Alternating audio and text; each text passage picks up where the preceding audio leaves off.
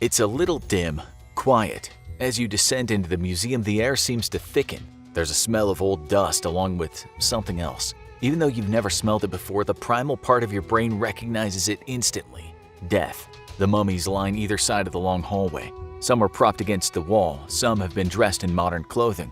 You could reach out and touch them if not for the glass. They're screaming, mouths wide open in agony, puckered, shriveled skin stretched tightly over bones. Eyeless sockets that seem to stare deep into your soul. But where did this macabre collection of mummified remains come from? Cholera is a highly contagious disease often characterized by vomiting, diarrhea, and dehydration. Some victims die within hours of infection. During the 19th century, 5 cholera epidemics swept the world. More than once, the disease badly ravaged the city of Guanajuato, Mexico. To control the spread, many were immediately buried after death. In some cases, people were buried alive while dying. However, it's hard to know exactly how many Guanajuato mummies died after burial. When a person dies, their skin dries out and contracts. Also, their muscles relax. Contracting skin coupled with a relaxed jaw and natural mummification makes it look like the mummies are screaming. Then there's this strange and sad case of Ignacia Aguilar. She had catalepsy, a condition where sufferers can go into rigid trances. Body functions including heartbeat and breathing may slow down during a cataleptic fit that lasts anywhere from a few minutes to over 24 hours. Poor Ignacia had a fit, and her heart appeared to stop beating for longer than a day. Convinced that she was dead, her relatives had her buried. Later, when she was dug up, it was discovered that Ignacia had been buried alive. Why were Ignacia and the other corpses disturbed from their final resting places? Due to the high number of cholera deaths, the local Santa Paula cemetery not only began to run low on space, but the cost to maintain it became burdensome.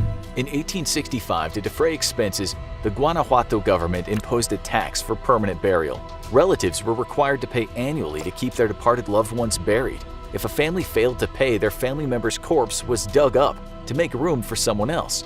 5 years after his death and burial, Dr. Remigio Leroy was the first corpse to be disinterred on June 9, 1865. Others soon followed. To their surprise, cemetery workers found that several of the corpses were mummified. The arid soil and hot climate of the Guanajuato region had naturally preserved the bodies. The city kept the mummies on an ossuary under the Santa Paula cemetery in case the relatives showed up with the money wanting a reburial.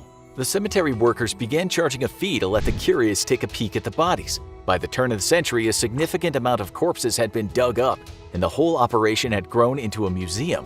Tourists were fascinated by the mummies, especially Ignacia. When her corpse was disinterred, she was found face down, with scratches on her forehead. She was biting her arm with dried blood in her mouth. Apparently, Ignacia had been buried alive. Struggling to get out, she had rolled onto her stomach and, placing her arms underneath, had tried to use her back to push her way out. When that didn't work, she bit her arm in despair before dying. Guanajuato stopped digging up corpses in 1956, but the Museum of the Mummies continues to be a popular tourist destination. Currently, it houses the largest collection of mummies in the world, with 117 bodies. It even has the world's youngest mummy, a fetus just 24 weeks old that was buried with its mother. Some people find the museum disrespectful. They think that these poor souls deserve to lie in eternal rest, not to be gawked at by nosy tourists. However, the city of Guanajuato takes pride in its mummies, considering them to be an amazing part of the city's heritage. Ever wonder what goes on at the morgue? Employees reveal their scariest secrets. What if death wasn't permanent? Have scientists found a way to bring the dead back to life?